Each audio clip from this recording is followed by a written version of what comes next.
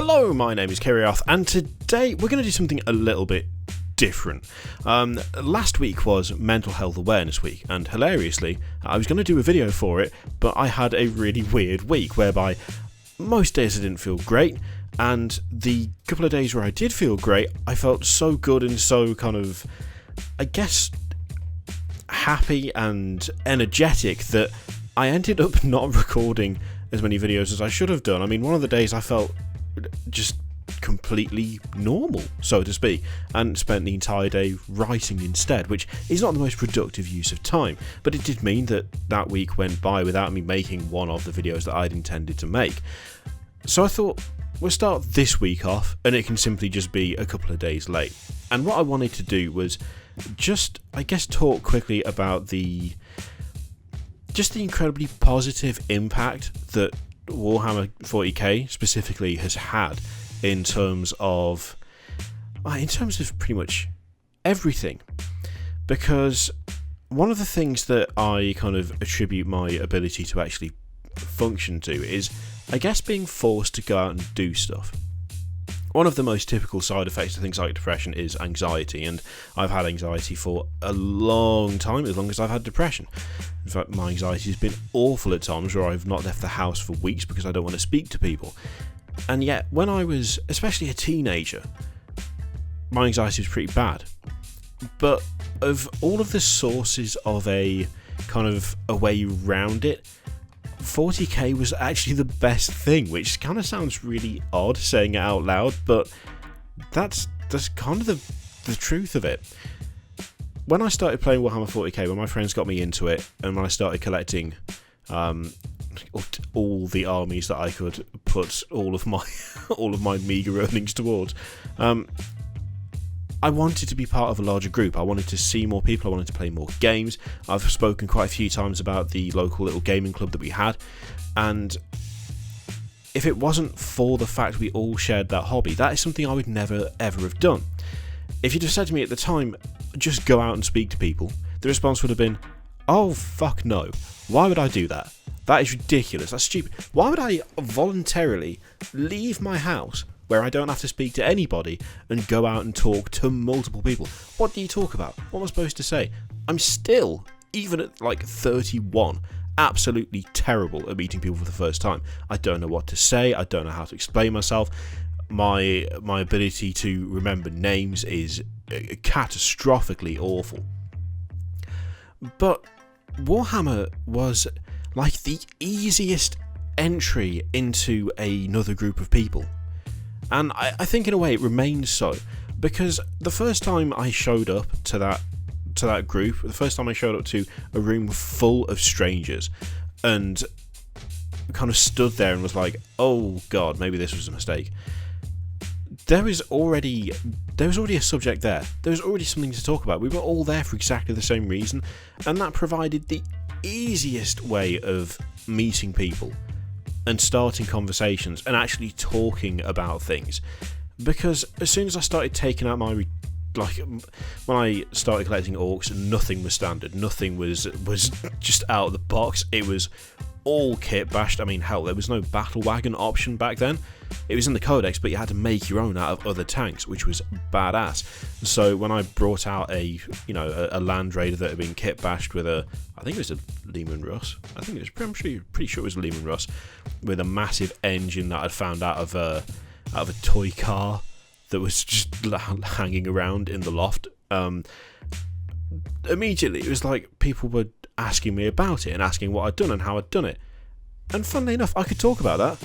Easy. I could talk about kit bashing all day, and I pretty much did. Whenever someone came in with a new army, whether it was painted or unpainted, there was always discussion to be had. When we were having battles, it was, we were fighting. We were, trying to wipe each other's armies off the table. But that didn't stop us from just talking about anything and everything. Warhammer 40k was literally the entryway into me being able to function in normal conversation with people that I don't really know. I mean, there was enough people there that it took a few weeks for me to actually get round every table and speak to every person. It took a while for me to remember everyone's names, but that didn't mean that every time I went, I was kind of like a bundle of nerves and thinking, oh no, this is terrible, oh god, what am I going to do, this is going to be awful. Because after the first time, when it was just like, okay, here is a room full of people who like exactly the same shit as you, go. That was it. It was fine. It wasn't a problem.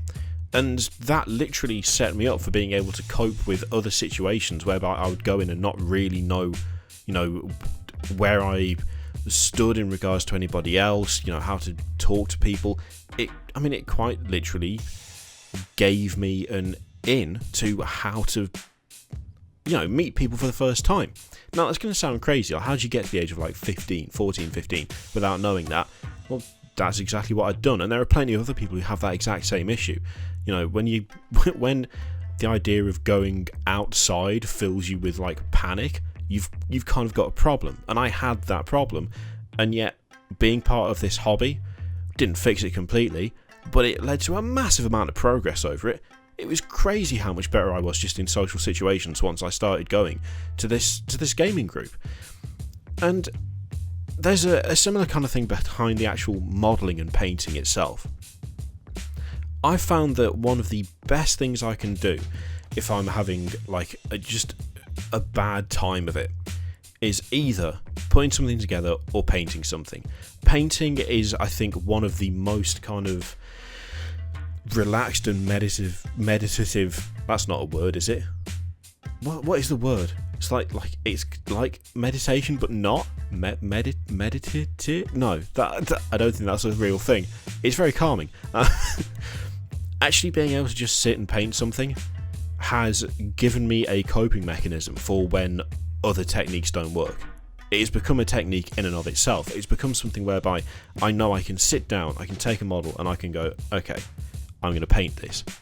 And I will then be lost for like 2 hours. But not in a bad way.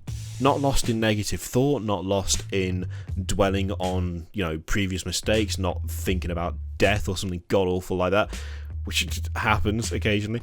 But actually having something whereby all there is the model. That's all there is. There's just the model, the paints, the brush. You take the brush, you put the colour on the model. That is the entire thought process. There's no daydreaming. There's no wondering. There's no planning. It is simply just that becomes 100% of my focus.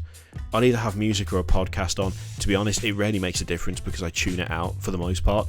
I'm just 100% focused on what I'm doing. And that, again, is something whereby that has provided a calming, relaxing way for me to essentially clear out my own head. A lot of people with depression will tell you that it's not a literal voice, but you do have like constant sensations of negativity, of like I say, negative thought or downright dangerous thought, where you kind of feel bombarded and as though you're never really alone in your own head. And whenever you have those sensations, whenever you have those feelings, whenever you have those like really negative kind of intrusive ideas, it calms you because they're in your voice. It's coming from your head, it's in your mind, it is presenting itself as you, which it's not. Well, at least that's the way I choose to see it. It's not, because I'm not, I don't have those thoughts. Something else is having them and giving them to me. I really wish that it wouldn't, but it does. Things like painting and modelling are so kind of intensive and yet relaxing that they provide a nice easy way of losing that for a bit. It all becomes drowned out. It becomes kind of, it's almost as though I'm able to close myself off from it whilst I'm doing something like that. So when I sit here and talk about Warhammer 40k, like, I want to do it like 5 days a week. I want to do it 7 days a week. I want to do more videos, but at the moment that's tricky, as I've already explained a couple of times. When I talk about all this stuff, and I'm sometimes negative and I'm sometimes overly positive, and I've noticed that in some cases it feels like I can't win. Some people think that I'm way too harsh on Games Workshop and on 40k as a whole. Other people think I'm not honest because I'm not critical enough of Games Workshop and Warhammer 40k as a whole. Really, I think it's just approaching things on a case-by-case basis as opposed to having an overall attitude, or at least that's, I think, how it should be. When I talk about all of this stuff, it's not just for the sake of it. It's not just because it's like, oh, that's easy, I'll do that. I have a like a genuine passion and love for this hobby, not just because it's fun to push plastic figurines around on a table and say, and now your plastic figurines are dead. It's not just because of that. It's because over the course of my life, this actual hobby, in, I was going to say small ways, but it's not really small, because whatever helps you, helps you. This hobby has helped me with aspects of myself that I have always struggled with. It's helped me with anxiety by basically putting me in a position whereby I've met other people who like the same thing as me, which is only a small thing, but it did a lot to actually improve my ability to talk to people for the first time. In the modelling and painting side, it has provided me with a way of literally drowning out the negativity that I can often experience in my own mind. I can just shut it out.